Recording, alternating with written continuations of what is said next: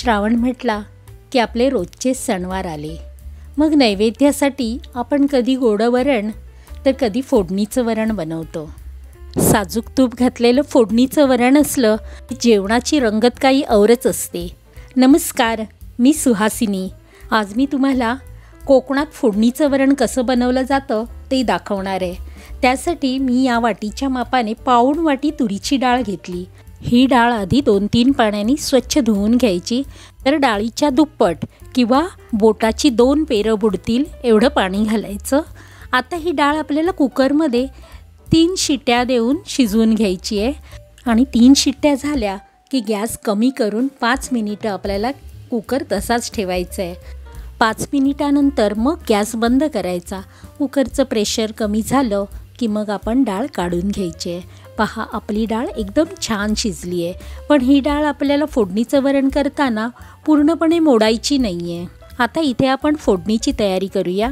त्यासाठी थोडी कोथिंबीर घेतली आहे, थोडी कढीपत्त्याची पानं घेतली आहेत आणि 5 हिरव्या मिरच्या घेतल्या आहेत. त्या उभ्या चिरायच्या आहेत. हिरव्या मिरच्या आपण कमी किंवा जास्त आपल्याला किती तिखट हवं त्याप्रमाणे करू शकतो. या वरणामध्ये आपण कुठलेही मसाले घालत नसतो, त्यामुळे फोडणी अगदी छान बसणं अत्यंत गरजेचं आहे. फोडणीसाठी जिरं, मोहरी आणि हिंग, हळद घेतलं आहे. वरण करण्यासाठी आपण एक हंडी गॅसवर ठेवली. त्यात 1 पळी तेल घातलं आहे. हे तेल चांगलं तापणं गरजेचं आहे. त्यामुळे तेल तापल्यानंतर आपण मोहरी घालणार आहोत आणि ही मोहरी चांगली तडतडली की मगच 1 चमचा जिरं घालायचं आहे.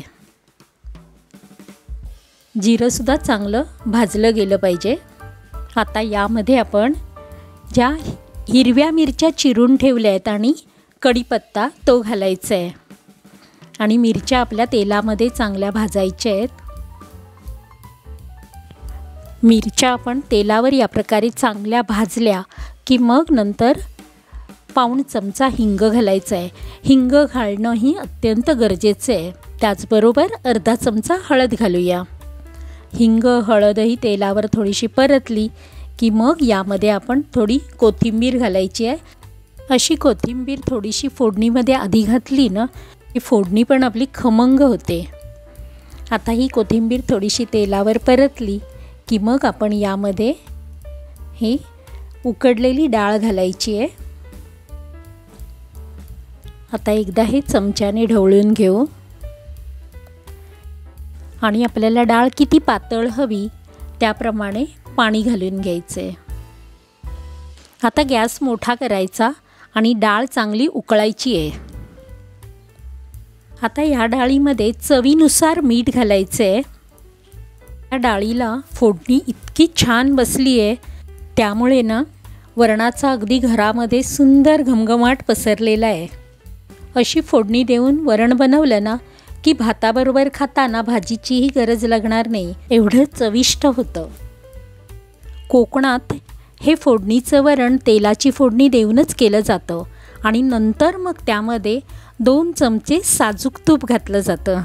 आता तूप घातलं की नंतर मग थोडीशी बारीक चिरलेली कोथिंबीर आणि किसलेलं ओलं खोबरं घालायचं. ओलं खोबरं घातलं की गॅस बंद करायचा आणि 5 मिनिटं या वरणावर झाकण ठेवायचं आणि 5 मिनिटानंतर मग वाढायला घ्यायचं.